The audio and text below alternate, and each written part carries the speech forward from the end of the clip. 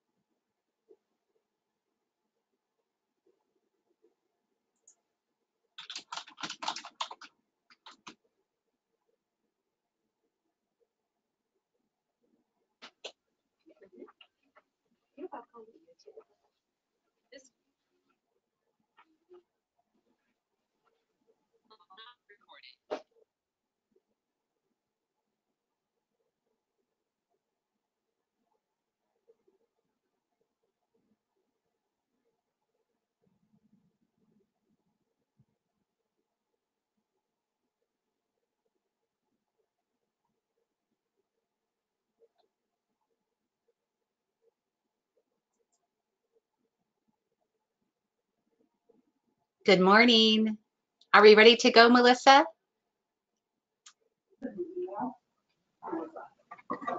Yes, Peggy, let me have a chance to introduce you, and then we'll turn it over to you. Thank you. It is my pleasure today to introduce our speaker, Peggy Vasquez.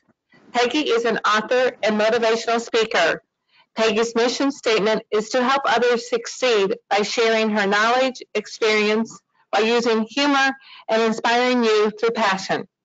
She began her career as a receptionist and continued to work through the various administrative roles before reaching the top level, a chief executive assistant. Working side by side, top executives provided her the opportunity to gain a tremendous amount of knowledge, experience, and hone her strength and skill set. It is my pleasure to turn the program over to Peggy. Thank you so much. Good morning, everyone. I'm excited to be with you. I want you all to know that I, too, am an administrative professional. I'm still working full-time as a chief executive assistant, and so I understand where you're coming from. I know what your world looks like, and chances are I've been in a similar position to where you are right now. I'm so excited to be able to talk to you about connections because that is truly what it's all about. I'm sure many of you have been in a situation where you were able to move forward because of the people that you knew. So let's get started. Let's just jump right into it. I'm going to go ahead and turn off my webcam to avoid that distraction. And then at the very end of the webinar, I'll come back on and we'll have time for Q&A. Let's get to it.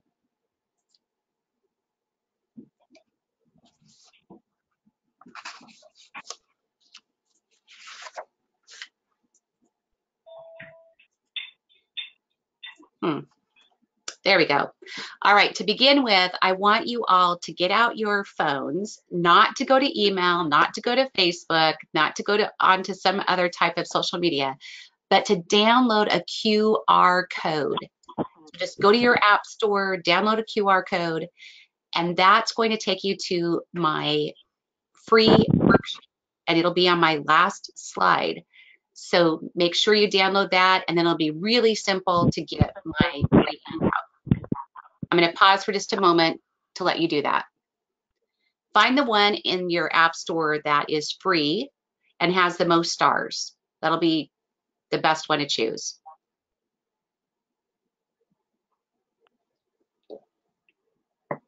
And if there's any questions, just type it into the chat box and I'll do my best to help you.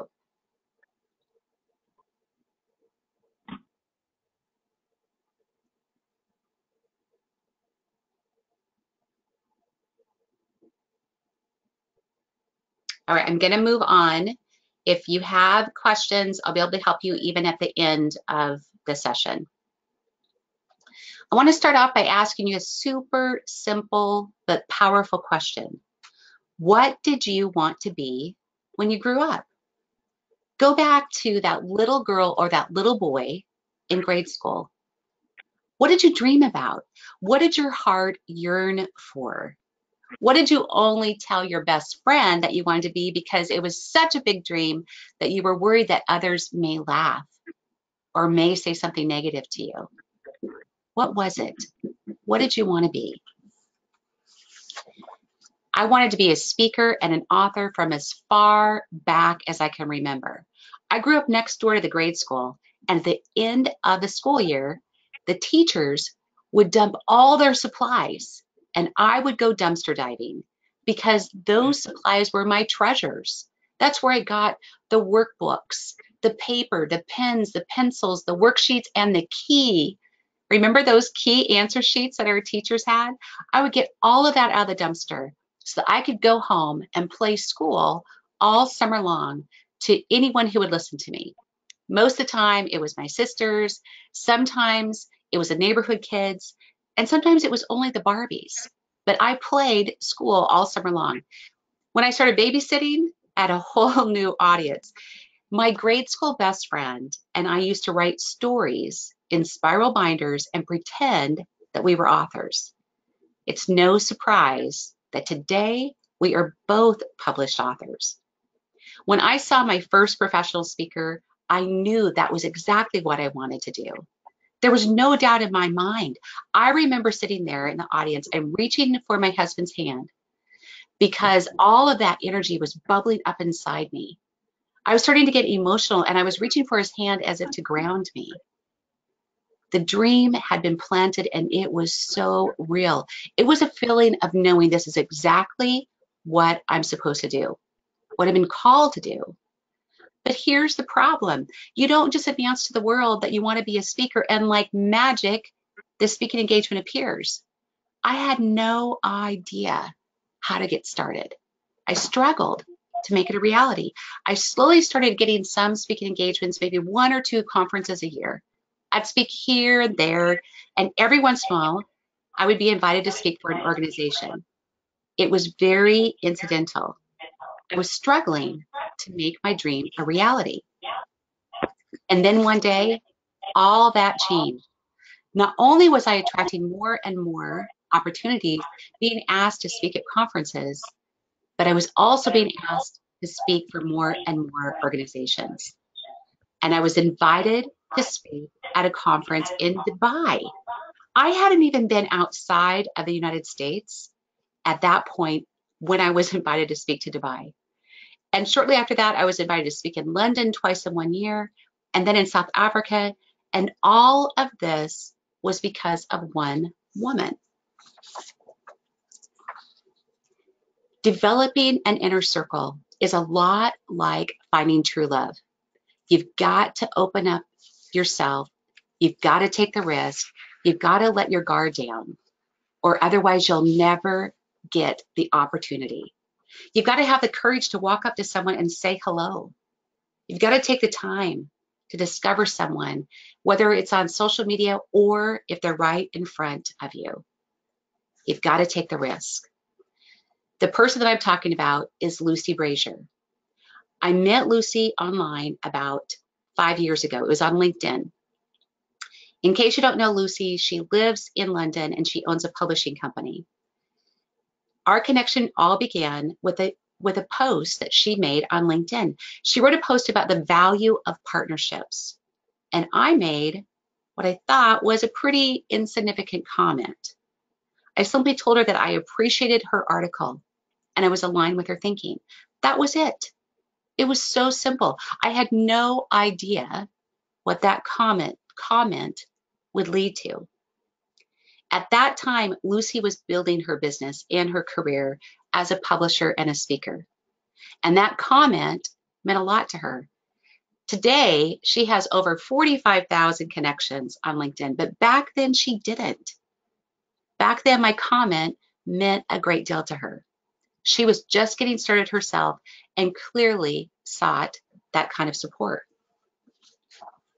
Within 6 months from making that comment on LinkedIn, she invited me to speak at a conference she was hosting in Dubai. 6 months after that invitation, I met her face to face for the first time. We were both speakers at a conference in Las Vegas, and it felt like we'd been friends for years, even though we had never met face to face, because we had built our relationship online. We were having private chats, we were commenting on each other's posts, and then we started emailing each other. So the relationship had already been built, even though we had never seen each other face to face. It was like we'd been friends for years. And while we were talking, it felt like we were the only two people in the room, even though there was 300 and some other administrative assistants in the room. Everyone else seemed to fade away because a connection had been made. Shortly after that conference in Vegas, Lucy invited me to speak at her conference in London, and then later in South Africa, last year to Sydney, this year going to New Zealand and to Australia. All of these experiences happen because of making one small, seemingly insignificant comment on LinkedIn. That one small comment led to an incredible relationship and the beginning of a lifelong friendship and partnership. You can make connections anywhere. You just have to begin with a hello. I was ecstatic to become an international speaker. My husband used to joke with me and say, "You're international, baby." And at first, my focus was about the opportunity to travel, of hitting my goal of becoming an international speaker. But here's what I found out. That was only the beginning. It was only the beginning. What did I find traveling around the world? Sure, I found amazing views, incredible architecture, delicious food, 5-star service. You guys, this was the most, in Dubai, it was the biggest customer service experience I had ever had. There was fresh food in my room that was brought each and every night. Sometimes it was fruit, sometimes it was a nice cheese plate. One time it was chocolate, and one of the chocolates had my face on it. I mean, these guys know how to roll out the red carpet for you. But even though I had those wonderful experiences at these beautiful resorts, it was the people, the connections in each of these countries. That was and is my biggest treasure. It's the people that I've met that I hold the closest to my heart. People like Lucy from London, Laura from Belgium, Lizzie from Paris, F from New Zealand, Diana from Germany, Terry from South Africa, Melba from New York, on and on it goes. I found my tribe, my inner circle scattered across the world. We have big dreams, big goals, and we believe that one by one, we are making a difference. Here's a problem. Most of us don't have an inner circle. Instead, we're like a crab in a crab pot. You see, fishermen have learned that they don't even need to keep the lid on a crab pot, because anytime one crab tries to crawl out, another crab will come along and pull it back down. It's the same way for us. We're working hard, we're improving ourselves, we're growing, we're striving, we're trying to climb up to get to that next level, whatever that next level may be for you. But every time we try to get up to the top, another crab comes along and pulls us back down. They say things like, who do you think you are? What are you trying to prove? How often do you see your coworkers, and especially women, fighting and competing with each other and pulling each other down? It happens all too often. Let me tell you why it happens. We have been set up for a lifetime of comparison and competition, literally from our first breath. When you were born, a doctor probably assigned you an APGAR score, which is a number that indicates how your muscle tone and your heart rate scores compared to other babies. Throughout toddlerhood, the assessments continue as every time you are weighed and measured, you are compared to your peers. When you talk to new parents, what do they immediately tell you? They tell you the exact amount of weeks their child is. Eventually it goes into months. No matter if they're 3 years, you're still hearing about how many months they are. They talk about where they rank in the percentile, if they're over or under. You're constantly comparing yourself to others.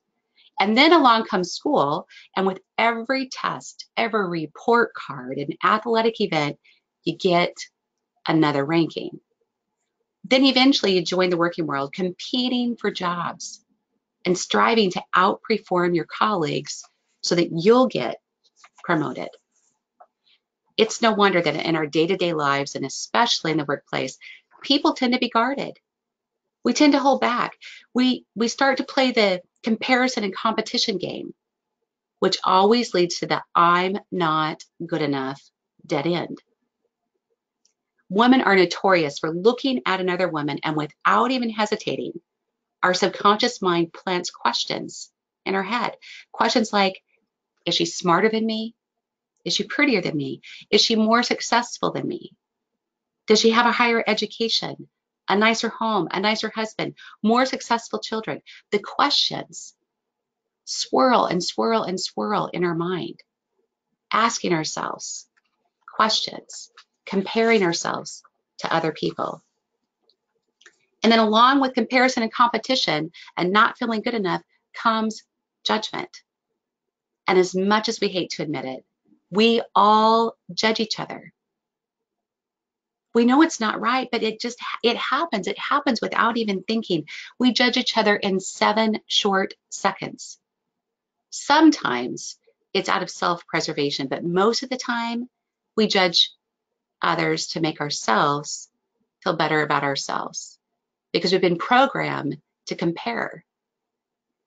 And so we're looking at someone else and we're putting it through our own filter, trying to figure out how we stack up against that person. It happens all too often without even thinking about it. Since the 1980s, the percentage of American adults who say they're lonely has doubled from 20 to 40%. The physical, mental, and emotional consequences are serious. Some research indicates that loneliness might be as much of a health risk as smoking. I want you to take a deep breath and relax for just a moment. I'm letting you know what the problem is as to why we don't connect. If you're struggling with meeting new people and building new meaningful connections, I designed this webinar especially for you. A lot of people, in fact, most people, if they're honest, struggle with having real conversations. And yet there's no shortage of people in this world. No shortage of people to meet. But here's what we do to try to meet people. We white knuckle our way through one networking event after another, hoping to make a connection.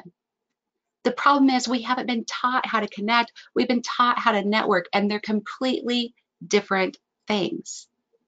Some people that plan to show up for today's webinar, especially those that were going to show up in person, decided not to show up because of their fears of not fitting in, their fear of not being good enough. It was too great. They'd rather miss out than take a chance of being rejected yet again. The reason we have these fears and this anxiety all stems from one single reason. These problems take place because we lack a critical, necessary part of success, which is connection.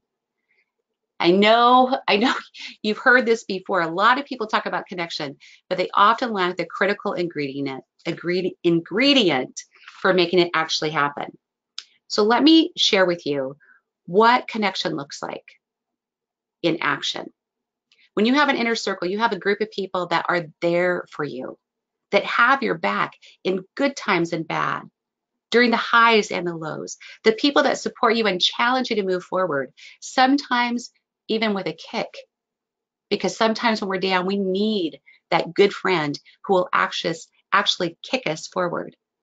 You need people who will tell you the truth, even if it's difficult to hear, because that's how we grow. The people that see your brilliance and encourage and empower you to be the best you that you can be. Think about it this way. Top executives have an inner circle. They have this very connected group, and they call it their board of directors. They carefully choose each and every one of their board of directors because they want to make sure that their vision manifests into reality. So why not follow suit and create your own board of directors? Carefully choose them. Take a look at every area of your life, not just your career, and create your inner circle of connections. When you find people that have big dreams and want to make a difference just like you do, you will be connected deeper than any connection about the weather, something trivial. You'll be connected over a purpose that weaves you together tighter than any casual connection can. A connection that's worth taking the time to discover each other. This is exactly what has happened because of meeting Lucy and building my inner circle. My life has been forever changed. Lucy and the others in my inner circle have conversations about our dreams and goals, and we embrace those for each other. We share our stories of successes, and when we do, we celebrate each other. And we also are vulnerable with each other, and we share when things haven't gone so well. And we know that that person will lift us up. We ask for advice and counsel because we trust each other. There's no competition between us. What is truly significant in having met Lucy and having her in my inner circle is that she has propelled my speaking career to a whole new level. When she introduced me as the inimitable, so first of all, I had no idea what that word meant. I thought it sounded pretty cool, but I had to look it up. And when I looked it up, I learned that it means so good or unusual as impossible to copy, unique. Talk about a confidence booster. That's what we can do for each other. We can lift each other up. How many of you are familiar with the Pygmalion effect? Pygmalion effect. It's a phenomenon where higher expectations lead to an increased performance. Think about that demanding boss that you had, or maybe you have them right now. They're actually helping you to up your game because their expectations are so high. So it forces you to raise yourself up, to up your game, to rise to their level of expectations. That's exactly what happened to me because of Lucy. She treated me as if I was already the speaker that I wanted to be. And because of that, I made sure that each and every time that I speak for her, I deliver because we're connected. I don't want to let her down. That new level of confidence is what has propelled me forward. It helped me to achieve my dream of becoming a professional speaker. It's what my heart whispered to me when I was a young 20-year-old woman, and now I'm actually living it. Here's my question for you. What about you? What dreams, what goals has your heart yearned for and whispered to you? It's not too late. You're not too old. You're not too young. You can achieve what it is that you want to achieve in this world.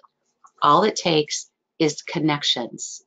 Building connections with other people is key to your success. Consider for a moment how one seemingly insignificant comment, whether on social media or face-to-face, can lead to such a rich connection. one comment. You never know where that one comment can take you. Years ago, when I was in high school, I was in DECA. It was a program that prepared young people for the business world. And through that program, I got a position as a part-time secretary for a small furniture company. And as you can see from this black and white picture, this was quite a while ago. This was long before computers or even the modern electric typewriter. I typed on a manual typewriter. I wonder how many of you typed on a manual typewriter, which means you also used carbon paper in triplicate. And that meant you also had whiteout, and not just white, but a color for each of the colors of the carbon paper. Thank God for advanced technology. Well, I'd been working there for a few months when my DECA teacher asked to meet with me after class. I sat across the desk from him, and he asked me, "How is your job going?" And I told him it was going great. And then he pushed a file folder towards me, and he asked me, "Is this your work?" I wish I had a picture of what that letter looked like. This is as close as I can find. The letter was a complete, total mess. It was the perfect example of what not to do. I was so embarrassed when I opened up this file folder and I saw this letter. It was filled with mistakes and whiteout so thick that it had cracked. There were grammar and typo mistakes. It was messy and sloppy. The old typewriters had an ink ribbon. And when you were correcting a mistake, what would often happen is your fingertips would touch the ink ribbon. And that meant that when you pulled the letter out of the typewriter, those fingerprints would get lodged onto the letter.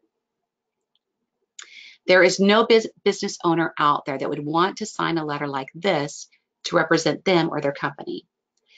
So I thought, well, it's just one letter. I quickly turned to the next, hoping, well, it will be better.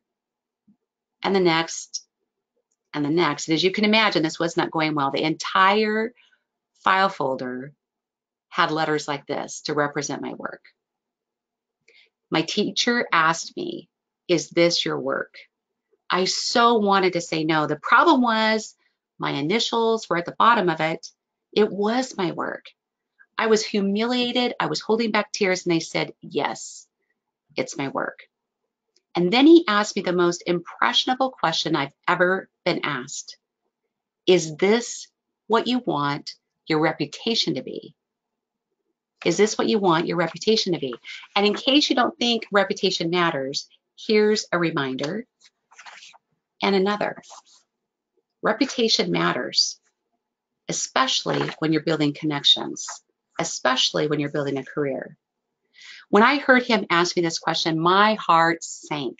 Tears were now fully streaming down my cheeks, and I remember saying, "I don't want to be considered a failure or a poor performer." I don't remember anything else my teacher said. All I felt then, and I know now, was he believed in me. He was kind. He didn't berate me, and he didn't make me feel small. Instead, he wanted to help me. He demonstrated how much he wanted to help me by talking my employer into letting me keep my job. I got a second chance to prove I could do better. My employer agreed, and I had that opportunity to prove my abilities and to reshape my reputation. That moment of feedback, of mentoring and compassion were life-changing. The reputation and mentoring pieces to that story are profound, but there's one more critical detail in the story. Any guesses? Any guesses of what it might be? He approached the conversation with a simple question. How is your job going? My DECA teacher took the time to create a second chance for me. What he did by asking that very simple question is he embarked in the process of discovery. That process created connection, trust, and an earnest desire to do well.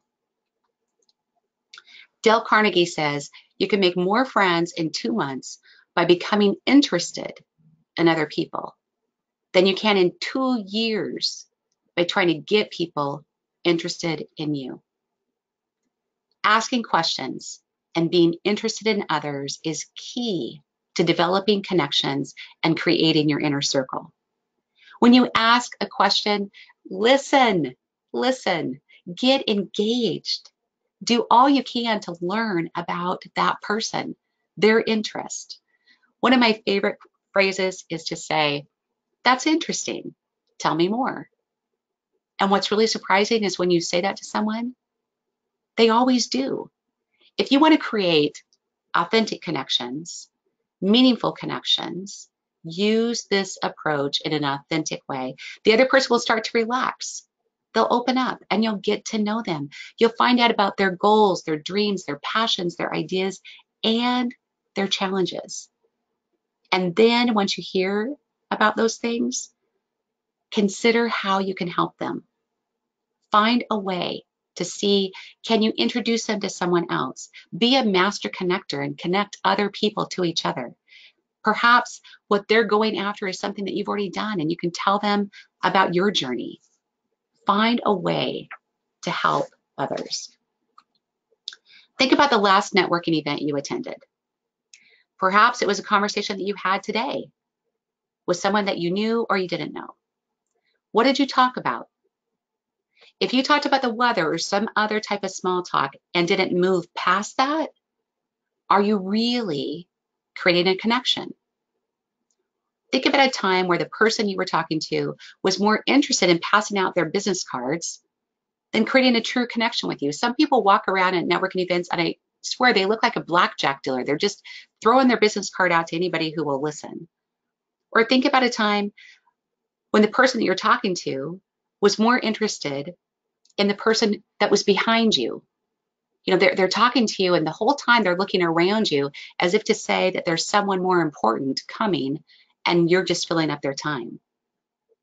What about the time you meet up with someone and the talking is all one-sided, where the other person waxes on and on about what they're doing, how great their life is going? These types of conversations and interactions don't work because they lack connections. It's these types of interactions that give us anxiety when we hear the word networking. We've all had more than our fair share of these surfacey, plastic interactions. Yet we do this all the time. It's our default setting to start talking about the weather or something trivial. So if this is what we usually do, what should we do instead? You might remember that my DECA teacher didn't just start giving me feedback on my letter. He asked me about my reputation, which was a valuable interaction, and it stays with me to this day. But you remember he started with, how's your job going? How's your job going? He didn't just lay into me and start lecturing me. He did a very important and powerful thing. He went through an act of discovery. An act of discovery with me. Most of us rush into something. We tell people how it is and do everything from our perspective and show no curiosity about the other person. How do you create connections and build an inner circle? Through the act of discovery. I used to work for Mike Kloos, the former laboratory director at Pacific Northwest National Laboratory. The laboratory director is equivalent to the president of an organization.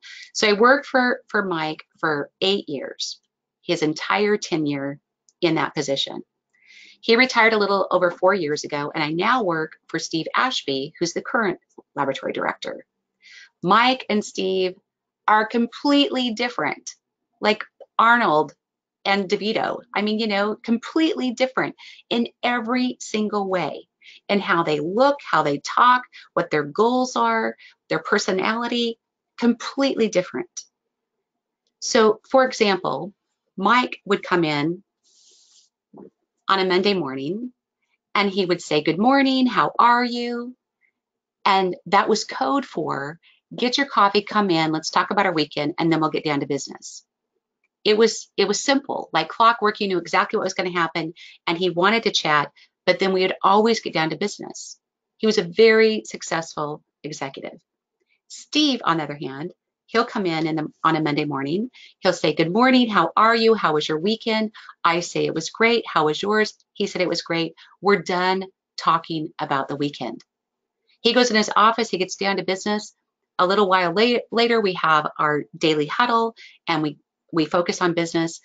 And maybe later on Monday, maybe later during the week, we may at some point talk about our weekend, but not always. And yet I have a great relationship with both of these executives because I took time to discover who they were. I took the time to find out what is important to them. What is their personality? What is their management style? How do they want to work? What do they want their lasting legacy to be?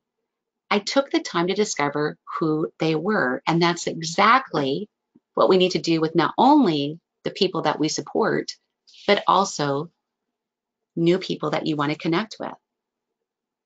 It's the exact same way. You take the time to discover them. An inner circle is a group of people that are mentoring one another. It isn't about a mentoring relationship where someone is better than someone else. It's not like the mentor is more powerful than the mentee. It's completely the opposite of that. Each person in your inner circle is giving and receiving, teaching and learning. The role of an inner circle is to share knowledge, skills, information, and perspective to foster personal and professional growth. A mentor is someone who sees you not just where you are, but all the potential that is inside of you. They believe in you, they support you, they are your champion and will help you to move forward. How many of you want to mentor? How many of you want to be a mentor? I'm telling you, we all need a mentor and a coach to help us move forward. I would not be where I am today without my mentors and my coaches. I have hired several coaches in my career, and I guarantee you I would not be talking to you if I had not taken that step and made that investment. Your life can be completely different based on the people that you meet and that you allow to influence you. Open yourself up to the people around you. Your mentor, your coach might be standing right in front of you. I want you to just take a pause, take a deep breath. Everyone just take a deep breath in and deep breath out. And I want you to think about a challenge that you're struggling to overcome right now.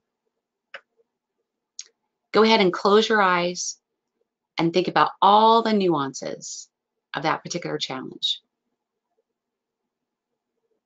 What isn't working?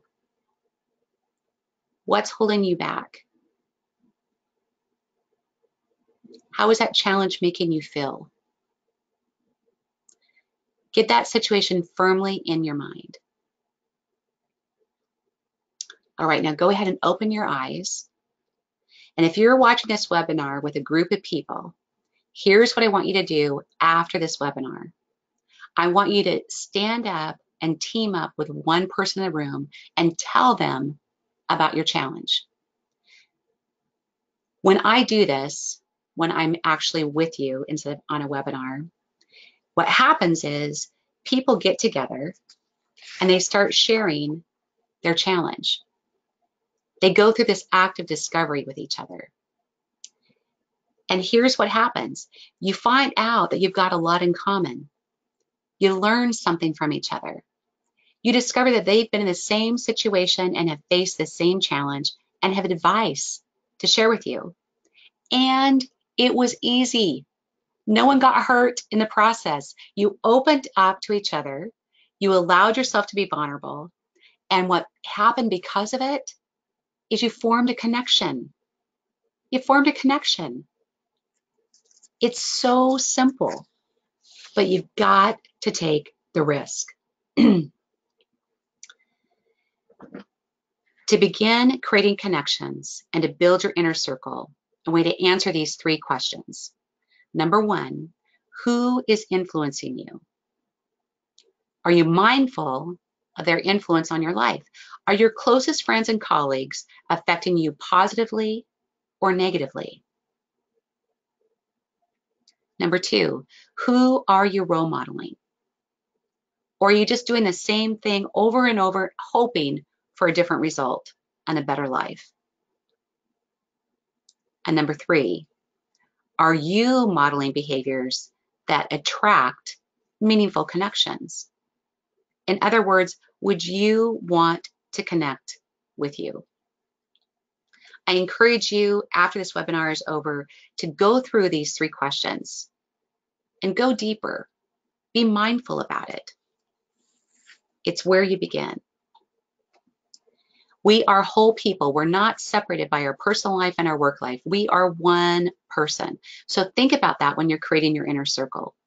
Consider all the areas of your life: health, relationships, lifestyle, career, spirit, wealth, and you're at the center of it all.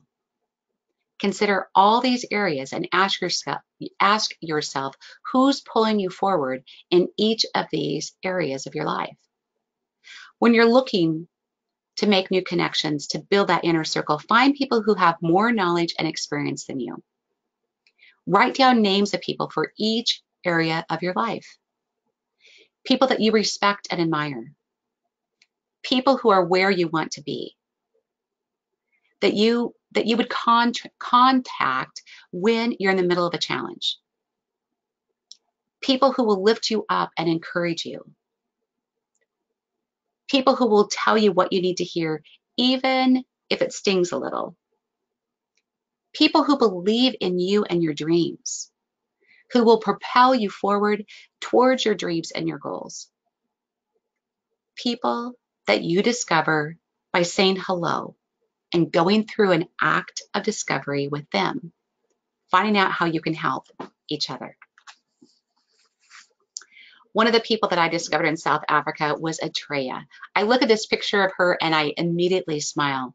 She's the most beautiful, warm, welcoming person. I saw her during the reception the night before the conference began, and I couldn't help but notice her from across the room. She was small in stature and plainly dressed, and yet she was beaming with this beautiful glow. So I walked across the room and I introduced myself to her. And with this wonderful connection, almost immediately, because we made eye contact, we smiled, and we let our guard down. We started asking each other questions and listening to each other. It was a beautiful moment of connection. The next day, after I was finished with my keynote, she motioned for me to come over to her table. She started talking about energy in a way that I had never heard before. She explained that she could see my energy connecting with each person in the room. And she said the reason why is because my energy had been there before. She was talking so profoundly about energy that my mind could not keep up. My spirit knew that what she was talking about, but I couldn't completely grasp it. I felt like a kindergartner next to this wise soul. And I remember, I work at Pacific Northwest National Laboratory. It's a science laboratory, and we talk about energy all the time. And yet I still felt like a kindergartner. I later learned that she works for Archbishop Desmond Tutu. No wonder she was so wise. Let me tell you what we talked about next. What I found out is that she had been doing a lot of mentoring and helping others by sharing her story, but had only talked with people one-on-one. Do you think that a person like Atreya has a potential to influence a room of people? Obviously, she has an amazing story and amazing energy. So what happened next is I told her she had so much to offer by sharing her story with others and would be an amazing speaker. It turns out that she doesn't even have a problem getting up in front of people to speak and could easily see herself doing that. She had just never considered being a speaker before. What I did for her by making the decision to walk across the room to meet her is I created a connection by discovering who she was and inspired her to share her value with others. If you look at mentoring and inner circles and connections as only how people can serve you, then you're really going to undermine your greatest potential, because it's also how you can show up and mentor others. How do you do that? You go through an act of discovery. I came to understand who Atreya was and saw the value in her, even though I felt like a kindergartner compared to her. I have something to offer as a mentor, just as she did. I had profound insight to offer her that could have very well been life-changing for her. What I want to impart to all of you is that you too have untapped potential, and you haven't yet realized it. The question is, how do you realize it? You have a gift that you can offer others, and the way that will happen is for you to go through an act of discovery. What I want for each of you is not to be passive observers of your own life, but rather go through an active process of discovery. Form connections, build your inner circle, and then not only will there be people there for you, but you will fully realize your greatest potential by being there for them. That is the power of an inner circle. So before we close, I want to make sure that you get out your phones for this QR code reader. You just pull out your phones, scan this, and it'll take you to my free worksheet, 5 questions you can ask anyone, anywhere. And that'll be the way that you can start creating those connections. If your QR code reader didn't work, the link is also on this slide. And so you can write that down or take a picture of it, and then you'll be able to have access to that worksheet. So before we close, are there any questions?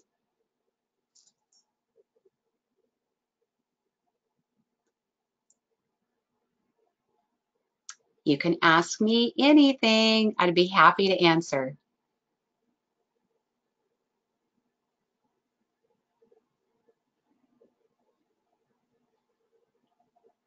All right, well, while I'm waiting for any questions to come in, you can type them in the chat box, or you can go ahead and turn on your mics to ask.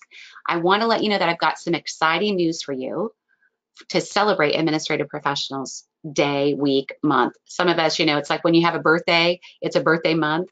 I think Administrative Professionals Day should be Administrative Professionals Month. So to celebrate that, I've got t-shirts, and they're on this slide, not just an admin t-shirts. They come in extra small through extra large, through 3 extra large, and they begin at $22.49. I also am converting my book, Not Just an Admin, to an ebook, and that's also going to be available in April. And you can also do a bundle to purchase them together. So if you're interested in these, all you have to do is contact me at peggy@peggyvasquez.net, and I'll be happy to put an order in for you. Please remember, I'm available to come to you. I can provide a keynote or a workshop for an hour or up to 6 hours. I'd be honored to work with you. It's been a pleasure to be with you. One more quick check. Do you have any questions? Can you show the code again? You bet I can. Let me back up here.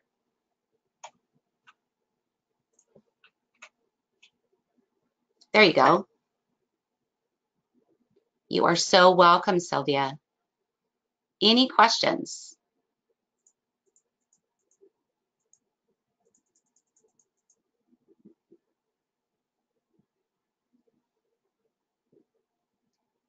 Okay, well, I wish you the happiest Administrative Professionals Day. I hope that you do something great to celebrate and that you enjoy it fully and you discover how valuable that you are. I hope your coworkers celebrate with you. And you know what you can do? You can get this shirt and wear it on Administrative Professionals Day to remind them that you are not just an admin. Have a great one, everyone. Take care.